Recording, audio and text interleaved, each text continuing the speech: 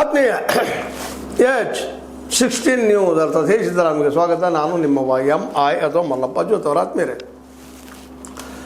JDS ಧೂಳಿಪಟ ಆಗ್ತದನ ದೊಡ್ಡ ಪ್ರಶ್ನೆ ಗೆದ್ದು ಡಿ ಕೆ ಶಿವಕುಮಾರ್ ಅವರಂತೂ ಯಾವುದೇ ಪ್ರಸಂಗದಲ್ಲಿ JDS-ಅನ್ನು ತಮ್ಮ ಭಾಗದಿಂದ ಮುಗಿಸೋ ಪ್ರಯತ್ನ ಮಾಡ್ತಾ ಇದ್ದಾರೆ ಅಂತೇಳಿ ವದಂತಿಗಳು ಹಬ್ತಾ ಇದ್ದಾವೆ. ಅದಕ್ಕೆ ಸಾಕ್ಷಿ ವಿಧಾನ ಪರಿಷತ್ ಇಲೆಕ್ಷನ್ನ 11 ಜನ ಓಟ್ ಹಾಕಿದ್ದಾರೆ ಇವ್ರಿಗೆ, ಕಾಂಗ್ರೆಸ್ಸಿಗರಿಗೆ. ಎಲ್ಲಿ ಮತುಗಳೆಲ್ಲ ಅದು ಚರ್ಚೆ ಅದ. BJP ಅಂತ ರಾಷ್ಟ್ರೀಯ ಪಕ್ಷದ ಅದಕ್ಕೆ ಮಾಲೀಕರು ಮೋದಿ ಅವರಿದ್ದಾರೆ. ಅವ್ರು ಮತ್ತು ಮುಂದಿನ ಸಲವೂ ಗೆಲ್ಲಬಹುದು, ವಿರೋಧ ಪಕ್ಷ ನಿಶ್ಚಿತ ಆಗೇ ಆಗ್ತದೆ. ಆದರೆ ಅಂಥ ಪರಿಸ್ಥಿತಿ ಇವತ್ತು JDS ಅದನ ಅನ್ನುವಂಥದ್ದು. ಯಾಕಂದ್ರೆ ಅದು ಒನ್ ಮ್ಯಾನ್ ಶೋ, ಒಂದು ಕುಟುಂಬ ಶೋ ಆಗಿಬಿಟ್ಟದೆ ಇವತ್ತು.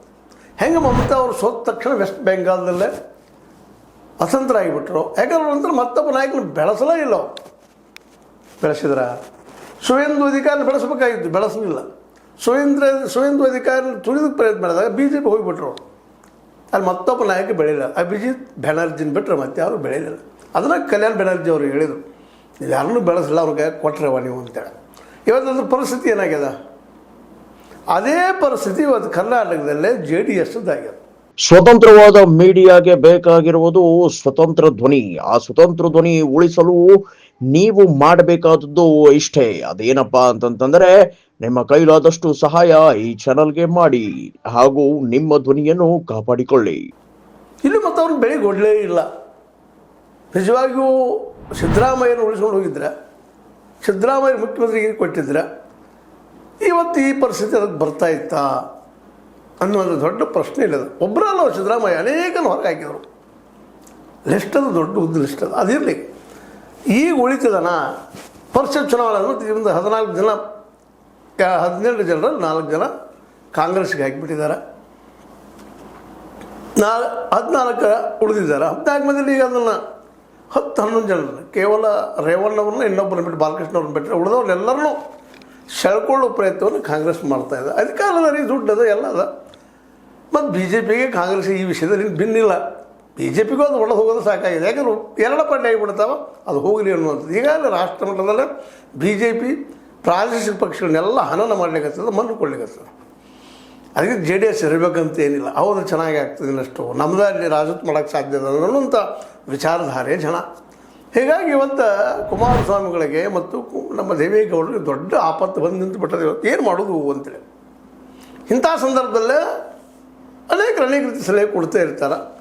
ಆದರೆ ಮೈಸೂರು ಭಾಗದಲ್ಲಿ ಅಟ್ಲೀಸ್ಟ್ ಒಕ್ಕಲಿಗರೆಲ್ಲಾದರೂ ನಮ್ಮ ಹಿಡಿದು ಸಾಧಿಸಬೇಕು ಅನ್ನೋಂಥ ಒಂದು ವಿಚಾರದಲ್ಲೇ ದೇವೇಗೌಡರ ಫ್ಯಾಮಿಲಿ ವಿಚಾರ ಮಾಡ್ತದೆ, ಏನು ಮಾಡೋದು ಇದೆ. ಆ ದಿಶೆಯಲ್ಲಿ ಈಗ ಏಕಾಏಕಿ ಮೊನ್ನೆ ನಿಮಗೆ ಗೊತ್ತದ D. ಸುಧಾಕರ್ ಅವರು ತಿಳ್ಕೊಂಡ್ರು. ಅವರು ಪಕ್ಷೇತರಾಗಿದ್ದರು ಹಿರಿಯೂರಿನಲ್ಲೇ. ಹೀಗಾಗಿ ಅವರು ನಂತರದಲ್ಲಿ ಕಾಂಗ್ರೆಸ್ ಬಂದರು, ಅದು ಮಾಡಿದ್ರು, ಅದು ಮಾಡ್ತಾರೆ. ಆದರೆ ಅದು ಉಪಚುನಾವಣೆ ಬರೋದ, ಅದರ ಮೂಲಕ ರಾಜಕೀಯಕ್ಕೆ ಆಗಿ ಬರಬಾರ್ದು. ಮತ್ತು ಕುಟುಂಬ ರಾಜಕೀಯ ವಿಚಾರ ಮಾಡ್ತಾಯಿದ್ದಾರೆ, ಮಾಡಲಿ. ಆದರೆ ಅವ್ರು ಗೆದ್ದು ಬಂದರೆ ಮತ್ತೇನಾದರೂ ಉಳಿತಿದ್ದಾನ ಚರ್ಚೆ ಅಂತ ಮಾಡ್ತಾಯಿದ್ದಾರೆ ನಮ್ಮ ಕುಮಾರಸ್ವಾಮಿಗಳು. ಅಲ್ಲಿಂದ ಆರಿಸಿ ಬಂದ್ರೆ ನಾವು ಮೆಂಬರ್ ಆಗಿದ್ದರೆ ರಾಜಕಾರಣಕ್ಕೆ ಬರ್ಬೋದು ನಾವು. ಮತ್ತು ಅನಿವಾರ್ಯ ಇದ್ದಾರೆ, ಮತ್ತೆ ಯಾರಿದ್ದಾರಲ್ಲೇ ದೇವೇಗೌಡರಿಗಂತೂ ಎದ್ದು ಅಡ್ಡಾಡಲಿಕ್ಕೆ ಆಗಲ್ಲ. ಪಾಪ ವಯಸ್ಸಾಯಿತು, ಸಣ್ಣ ವಯಸ್ಸಲ್ಲ ಅವ್ರದ್ದು. ಇನ್ನೂ ಅವ್ರು ಮಾತಾಡ್ತಾ ಇರೋದು, ನಾ ಇನ್ನೂ ಗೆಲ್ಲಬಲ್ಲೆ ಅನ್ನೋಂಥ ಒಂದು ಉತ್ಸಾಹ ತೋರಿಸೋದು ಇದು ಮೆಚ್ಚುವಂಥ ವಿಷಯ. ಆದರೆ ಗೆದ್ದಾತಿರ್ತೀನಿ ಅನ್ನೋ ಸ್ಥಿತಿಯೊಳಗೆ ಅವರಿಲ್ಲ. ಇದು ಕುಮಾರಸ್ವಾಮಿಗೂ ಏನೋ ಪಾಪ ಆರೋಗ್ಯ ಸರಿಯಿಲ್ಲ. ಹೀಗಾಗಿ ಇವತ್ತು ಇದ್ದಿದ್ರಲ್ಲೇ ನಿಖಿಲ್ ಅವರು ಇನ್ನೂ ಜೂನಿಯರು, ಅವ್ರನ್ನೊಬ್ಬ ಲೀಡರ್ ಅಂತೇಳಿ ಕಾಂಗ್ರೆಸ್ಸಿಗರಾಗಿರ್ಬೋದು ಅದು BJPಗರಾಗಿರ್ಬೋದು ತಿಳ್ಕೊಳ್ಳೋಕ್ಕೆ ಸಾಧ್ಯ ಇಲ್ಲ. ಮೈಸೂರು ಭಾಗದಲ್ಲಿ ಹೋದರೆ ಸಪೋಸ್ ಏನಾದರೂ ಕುಮಾರಸ್ವಾಮಿಗಳು ಓಡಾಡದೆ ಹೋದ್ರೆ, ಗಟ್ಟಿ ನಿಲ್ಲದೆ ಹೋದ್ರೆ ಈಗಿದ್ದಂಥ ಸೀಟ್ಗಳ ಸಹಿತ ಉಳಿದ್ರು. ಈಗ ಯಾಕಂದ್ರೆ 14 ಉಳಿತಾರ ಇಲ್ವೋ ಅನ್ನೋ ಚಿಂತೆ ಅದು. JDS ಕೋಟಿ ಒಡೆದು ಛಿದ್ರ ಹಾಗೂ ಎಲ್ಲ ಸಾಧ್ಯತೆಗಳಿದ್ದಾವೆ. ಇಂಥ ಒಂದು ಸಂದರ್ಭದಲ್ಲೇ ಏನು ಮಾಡಬೇಕು ಅನ್ನೋದು ದೊಡ್ಡ ಚಿಂತೆ ಆದಾಗ ಉಪಚುನಾವಣೆ ನಿಂತ ನಮ್ಮ ಜನರಲ್ಲಿ ವಿಶ್ವಾಸ ಬರೆಸೋದು. ನಂತರ ಸೋತಂದ್ರೆ ಹೇಳಿದ್ರು, ಏನು ಸ್ಟೇಟ್ಮೆಂಟ್ ಕೊಟ್ಟರು ನಮ್ಮ ಕುಮಾರಸ್ವಾಮಿಗಳು, ಎಲ್ಲ ಪರೀಕ್ಷೆ ಮಾಡಬೇಕಾಗಿತ್ತು, ನಮ್ಮ ಜೊತೆ ಯಾರು ಇರ್ತಾರೋ ಹೋಗ್ತಾರ ಅಂತೇಳಿ. ನನಗೆ ಗೊತ್ತಿತ್ತು ನಾವು ಸೋಲ್ತಿದ್ದು ಅಂತೇಳಿ. ಇರಲಿ, ಅಡ್ಡಿಲ್ಲ ಹೇಳಿ ಪಾಪ.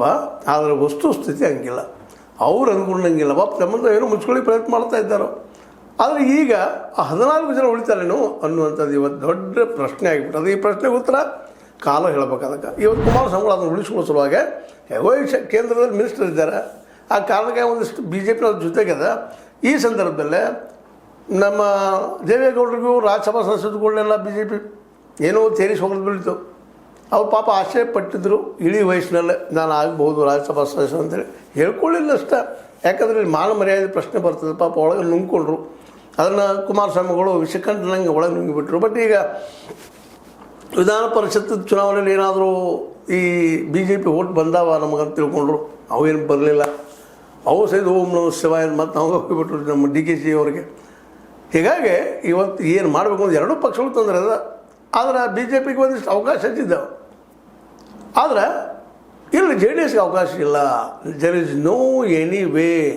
ಯಾಕಂದರೆ ಇವತ್ತು ತನ್ನಂತ ಉಳಿಸಬೇಕಾಗ್ಯದ, ಅನಿವಾರ್ಯ ಅದ, ಸ್ವರಕ್ಷಣೆ ಮಾಡ್ಕೊಳ್ಬೇಕೀಗ. ಅದಕ್ಕೆ ರಾಜ್ಯದ ರಾಜಕೀಯದಲ್ಲಿ ಎಂಟ್ರಿ ಹಿಡಬೇಕಾದ್ರೆ ಈಗ ಉಪಚುನಾವಣೆ ನಡೀಲಿಕ್ಕದ, ಅಲ್ಲಿ ಗೆದ್ದು ತೋರಿಸ್ಬೇಕು. ಅಲ್ಲಿ ಗೆದ್ದಿದ್ರೆ ಪ್ರಭಾವ ಬೇರೆ ಆಗ್ತದೆ ಅನ್ನೋ ಚಿಂತನೆ ಅವ್ರು ಮಾಡ್ತಾ ಇದ್ದಾರೆ. ಅವ್ರು ಸರಿಯೂ ಇರ್ಬೋದು. ಯಾಕಂದರೆ ಡಿ ಕೆ ಶಿವಕುಮಾರ್ ಇವತ್ತು ಅತ್ಯಂತ ಪವರ್ಫುಲ್ ಇದ್ದಂಥ ಕಾಂಗ್ರೆಸ್ನ ಇವತ್ತಿನ ಮುಖ್ಯಮಂತ್ರಿ. ಹೀಗಾಗಿ ಹಿರಿಯೂರನ್ನ ಗೆಲ್ಲೋದು ಸುಲಭದ ಕೆಲಸ ಎಚ್ ಡಿ ಕೆ ಅವ್ರಿಗೆ. ಆದರೆ ಬಿ ಜೆ ಪಿ ಅದಕ್ಕೆ ನಿಜವಾಗಿಯೂ ಸಪೋರ್ಟ್ ಮಾಡ್ಯಾರ. ಕುಮಾರಸ್ವಾಮಿಗಳಿಗೆ ಒಗ್ಗಟ್ಟಾಗಿ ನಿಂತರೆ ಈ ನಮ್ಮ ಎಚ್ ಡಿ ಕುಮಾರಸ್ವಾಮಿಗಳ ಹೋರಾಟ ಯಶಸ್ವಿ ಆಗ್ಬೋದು. ಡಿ ಕೆ ಅವರಿಗೆ ಶಾಕ್ ಟ್ರೀಟ್ಮೆಂಟ್ ಆಗ್ಬೋದು ಅಂತ ಒಂದು ದೂರದ ಲೆಕ್ಕಾಚಾರ. ಅದು ಅಂದ್ಕೊಂಡಂಗೆ ಆಗ್ಬೇಕಲ್ರಿ. ಉಪಚುನಾವಣೆ ಅಂತ ಘೋಷಣೆ ಆಗೋದು ಗ್ಯಾರಂಟಿ ತಿಳ್ಕೊಂಡಿದ್ದಾರೆ. ಅಲ್ಲೊಬ್ಬರು ಯಾರಾದರೂ ಆಯ್ಕೆ ಮಾಡಲೇಬೇಕು, ಅಷ್ಟು ಸತ್ಯದ. ಅದಕ್ಕೆ ಇವತ್ತು ಈ ಸಲವಾದರೂ ಸಹಿತ ಬಿ ಜೆ ಪಿ ನನಗೆ ಹೆಲ್ಪ್ ಮಾಡ್ತದನ ಅನ್ನುವಂಥ ಏನೋ ಕ್ಯಾಲ್ಕುಲೇಷನ್ ಇರಬೇಕು ಅವರು.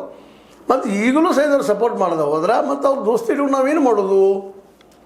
ತಂದೆಯವ್ರಂತೆ ರಾಜ್ಯಸಭಾ ಸದಸ್ಯರು ಮಾಡಲಿಲ್ಲ, ಪರಿಷತ್ನಲ್ಲಿ ತಾವು ಇವರವ್ರನ್ನ ಆರಿಸಿಕೊಳ್ಳಲಿಲ್ಲ, ಗೋವಿಂದರಾಜ್ ಅವ್ರನ್ನ. ಇವೆಲ್ಲ ಒಳಗೆ ನೋವುಗಳಿದ್ದಾವೆ. ಅದು ಅನ್ನುವಾಗಿಲ್ಲ. ಯಾಕಂದ್ರೆ ಮಿತ್ರತ್ವ ಉಳಿತದ.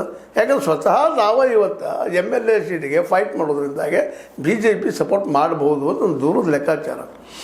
ಆದರೆ ಒಳಗೆ ಮಾತ್ರ ಬಿ ಜೆ ಪಿ ಇರಲಿ, ಕಾಂಗ್ರೆಸ್ ಇರಲಿ, ಇನ್ನೊಬ್ಬರು ಪ್ರತಿಸ್ಪರ್ಧೆಯನ್ನು ನಿರ್ಮಾಣ ಮಾಡುವಂಥ ನೇಚರ್ದವ್ರಲ್ಲ ಅನ್ನೋದು ಇತಿಹಾಸ ತುಂಬ ನೋಡ್ಕೊಂಡು ಬಂದಿದ್ದೀವಿ. ಆದರೆ ಈ ಸಲ ಅಂತಿ ಬಿ ಜೆ ಪಿ ಅವ್ರು ಉಳಿಸ್ಕೋಬಹುದು ಇಲ್ಲವೋ ಗೊತ್ತಿಲ್ಲ. ಯಾಕೆ ಅವ್ರಿಗೂ ಭಯ ಅದ ಬಿ ಜೆ ಪಿಗರಿಗೆ, ನಾವು ಗೆಲ್ತೀವೋ ಇಲ್ಲವೋ ಅಂತೇಳಿ. ಅದಿಲ್ಲ ಇನ್ನೊಂದು ಎಪಿಸೋಡಲ್ಲಿ ಮಾತಾಡೋದನ್ನ. ಬಟ್ ಈ ಕುಮಾರಸ್ವಾಮಿ ಬಂದಂಥ ಒಂದು ಏನಪ್ಪ ಕುತ್ತಿಗೆ ಬಂದಿತ್ತಂದ್ರೆ ಪಕ್ಷವನ್ನು ಉಳಿಸ್ಕೊಳ್ಳೋದು. ಇಲ್ಲಿವರೆಗೆ ಏನೋ ತಲೆಲಿತ್ತು ಅವ್ರಿಗೆ, ಒಂದು 50-60 ಕಡೆ ನಿಲ್ಲೋದು, ಒಂದು 30-40 ಬಂದರೆ ನಾವು ಮುಖ್ಯಮಂತ್ರಿಗೆ ಬಾರ್ಗೇನ್ ಮಾಡಬಹುದು ಅಂತೆಲ್ಲ ಇತ್ತು. ಅದು ನಡೆದ ಘಟನೆಗಳೆಲ್ಲ ಉಲ್ಟಾ ಹೊಡೆದು ಬಿಟ್ಟಿದ್ದಾರೆ. ಅಂದಾಗೆ ಇವತ್ತು ಮೊದಲು ಪಕ್ಷ ಉಳಿಸ್ಕೊಂಡು ನಾವು ಆ ನಂತರ ಮುಂದಿನ ವಿಚಾರನೂ ಹಂತಕ್ಕೆ ಬಂದಿತ್ತಿದ್ದಾರೆ. ಅದಕ್ಕೆ ಪಕ್ಷ ಉಳಿಬೇಕಾದ್ರೆ ರಾಜ್ಯ ರಾಜಕಾರಣದಲ್ಲಿ ಉಳಿಬೇಕು.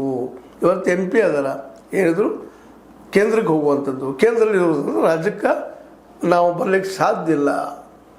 ಈ ನೆಲೆಯಲ್ಲಿ ಈ ಹಿರಿಯೂರ ಒಂದು ಏನು ಉಪಚುನಾವಣೆ ಅದ ಅಲ್ಲಿ ನಿಂತ ಇದು ಒಂದು ರೀತಿಯಿಂದ ಬಿ ಜೆ ಪಿಯ ಪರೀಕ್ಷೆನೂ ಹೌದು. ಆ ಪರೀಕ್ಷೆ ಮಾಡಿಕೊಂಡು ಗೆದ್ದರೆ ಪಾರ್ಟಿ ಉಳಿಸ್ಕೋಬಹುದು. ಇಲ್ಲಾಂದ್ರೆ ಜೆ ಡಿ ಎಸ್ ದಳ ಉದುರುವಂಥ ಸಾಧ್ಯತೆಗಳು ಹೆಚ್ಚಿದಾವೆ ಅಂತೇಳಿ ಭಾಳಷ್ಟು ಜನ ಮಾತಾಡ್ಕೊಳ್ತಾ ಇದ್ದಾರೆ. ಆದರೆ ಯಾವುದಾದ್ರೂ ಸಹಿತ ನಾವು ಅಂದ್ಕೊಂಡಂಗೆ ಆಗೋದಿಲ್ಲ. ಆದರೆ ಆಗುವ ಸಾಧ್ಯತೆಗಳು ಹೆಚ್ಚಿದ್ದಾವೆ ಅನ್ನೋದು ಸುಳ್ಳಲ್ಲ.